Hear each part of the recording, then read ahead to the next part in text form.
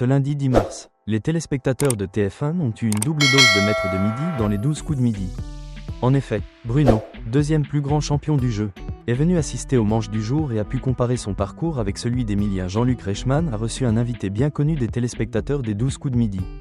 Ce lundi 10 mars, en effet, Bruno Ourcade, deuxième plus grand maître de midi de l'histoire du jeu de TF1, est venu récupérer son mug collector de l'émission qu'il avait remporté avec Jarry, et en a profité pour assister au numéro du jour.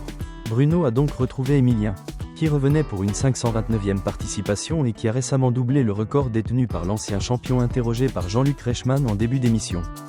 Bruno a rappelé son nombre de participations aux 12 coups de midi, 252.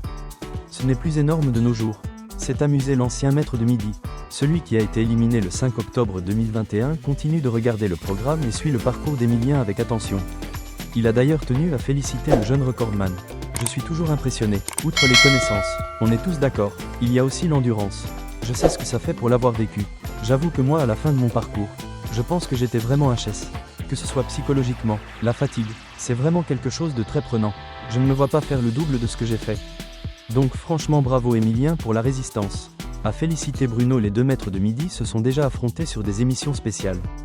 L'occasion aussi d'échanger sur leur participation. J'avais effectivement suivi son parcours, mais surtout j'ai pu discuter et échanger avec lui de son expérience parce qu'on a tous vécu la même chose en tant que maître de midi.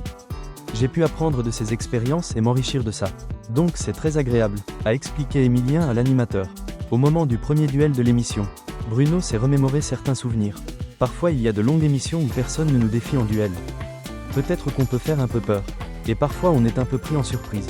En se disant, ah oui c'est vrai, je peux être défié. Il y a le côté positif, l'excitation. Mais quand on voit l'intitulé de la question et qu'on n'est pas sûr à 100%, là, ça peut très vite devenir la panique.